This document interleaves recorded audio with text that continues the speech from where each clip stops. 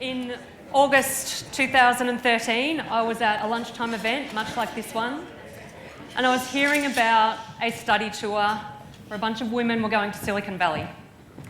And I really wanted to go on that study tour, but I didn't qualify. So I decided there and then that I was going to make a study tour of my very own. And I said it to some of the other people at the table. I said, I'm going to make a study tour of my own. So I had a dream, and I said it out loud. And then I spent the rest of the lunch not paying any attention to what was going on while I tried to work out how on earth I was going to make that happen. And I did the same for the next few weeks. But 6 weeks later, I had a plan and I had a proposal. And 6 months after that, in March 2014, I took 14 women from NAB to India for 3 weeks on our very own study tour.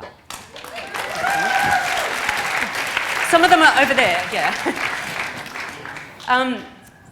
So how do you measure success of a study tour? Because I work in a big corporation and measuring success is really important.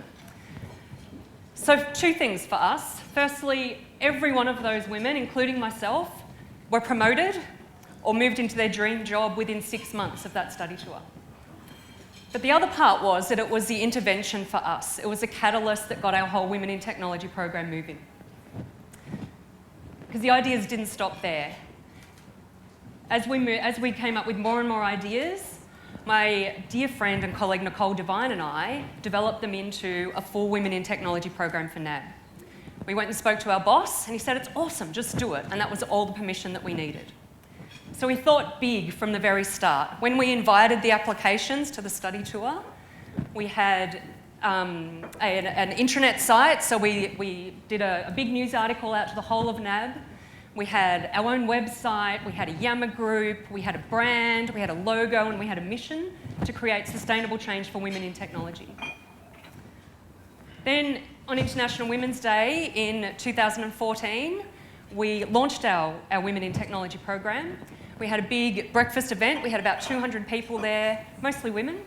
We had some great speakers like Marita Cheng and Professor Bob Wood from the Centre for Ethical Studies.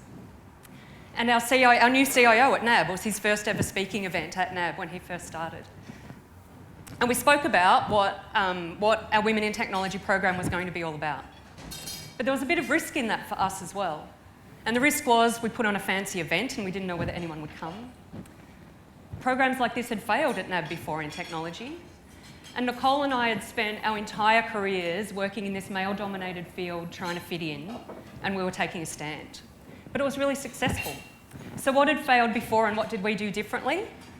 In the past, I think what we'd seen was that people were kind of seduced by the enormity of the problem and trying to fix it once and for all. What Nicole and I did was really look at trying to just nudge the system. We'd also seen events where they had big launch events and then just expected everyone to run with it from there. Everyone got inspired and then nothing happened. So what we did differently was we owned it and we led it and we did it relentlessly. We never let it go. So what is our Women in Technology program? It's structured around 4 pillars. So the 4 pillars are develop, experience, connect and community. And everything from there is just a bunch of tiny little experiments that we try things out, we see if they work. If they work, we grow them. If they don't work, we look to change them or stop them. So that's all it is. It's a brand and a logo and a couple of labels and then a whole heap of experiments that sit underneath it. The experiments work like this. So under develop, for example, develop is all about developing our women in technology both professionally and personally. We send people off to training programs. So we send a couple of women each year off to the Australian Computer Society Future Leaders Institute. We send people to different training programs and we work out whether or not we assess them to work out whether or not they work for us at NAB. Are there other programs that are similar to that we're already doing? What level is it pitched at? Are we getting value for it? Should we send more people or should we not do it? So that's what the experiments under develop are like. We've sent a bunch of people off to our own Start Counting program. We've sent people off to other training programs that they've come back and said, no, that one's not for us, or yes, we absolutely have to send more people on this program. So they're the kind of experiments we run. The cornerstone of our develop pillar is our Lead Like a Woman program, which is focused on the confidence and career management and well-being of all of our women. But that program has been running for 2 years, or 18 months, And it changes every single time we do something because we're looking at what's happening each time. The next pillar is experience.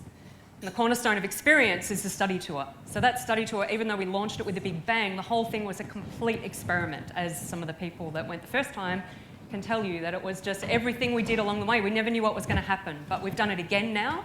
So we've now done 2, and now it's an annual event at NAB. The other things that we do under experience are a whole lot of role shadowing and secondment opportunities. We have career pathways and technology, which is about getting people to come into technology or people within technology just to learn about what some other kind of roles are. We've got an experiment running at the moment where we're doing a job swap with Microsoft. So someone from Microsoft has come and worked for us for 5 weeks, and we're about to send someone back to Microsoft. So they're the kind of experiments that we run under experience. Connect for us is all about creating opportunities for our women in technology to network, to support each other, and to work together. So we run quarterly forums where we get about 300 or 400 people at each one. We have a Yammer group. So when we started out with Yammer, there was, well, in the Women in Technology Yammer group, there was 20 or 30 people in there, and now we have over 850 people in there, and it is the most active Yammer group at NAB. We also run lunch and learn sessions, and the lunch and learn sessions cover a whole lot of different streams like flexible working and innovation and kickstarting our careers. And that one actually came from a failed experiment that we had, where we'd run a breakfast event and not many people showed up. And one of my friends was talking to one of the grads in her team and said, "Why didn't you come?" And she said, "I am so sick of hearing about 40-year-old women talking about their careers. I'm not going to any more of those events." So we decided that we needed a stream that was specifically aimed at people that were just starting out in their careers. So we created one of those. Our last stream is community, and community is where we work with community groups who are focused on trying to make a change to gender diversity in our industry. So we went looking for community groups that weren't just looking for sponsorship dollars from a big bank, that would actually allow us to work actively with them. So we love working with Vic ICT for Women, with Robo Girls, with the Girl Geek Academy, and it's really putting our women to work in the problem that our industry faces. We had a workshop, a school holiday workshop at NAB just last week with Robo Girls, where we had a whole lot of people bring their daughters in to play with the robots. It was really fun.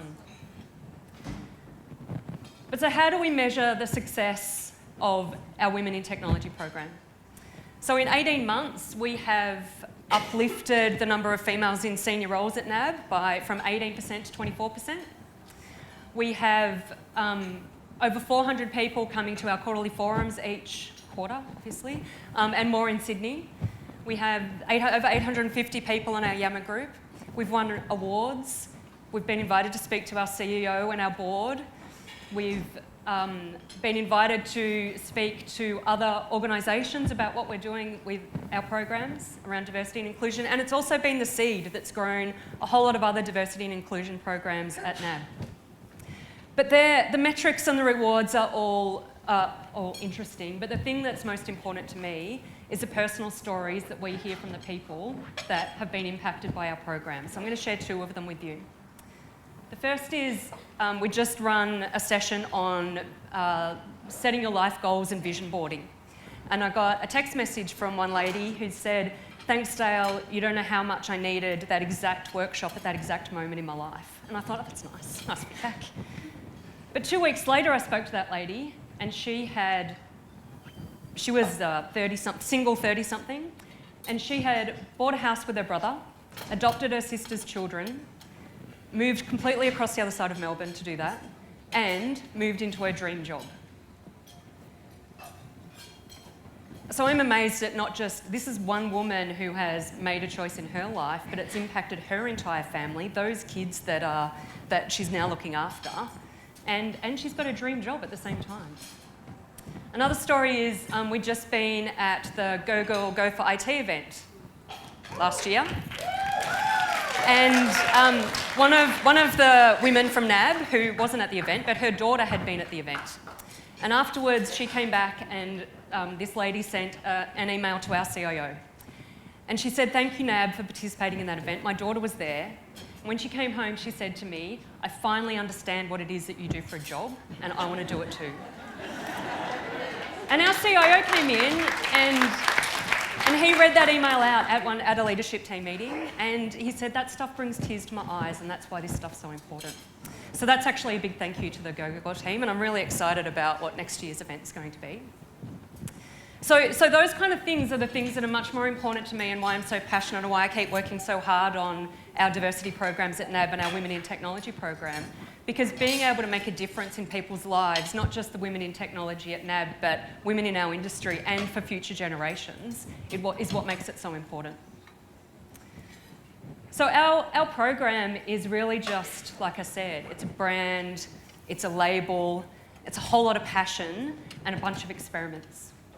So the question I want to leave you with is, what kind of experiments can you do in your organisation that can make a difference to gender diversity in technology? Thank you.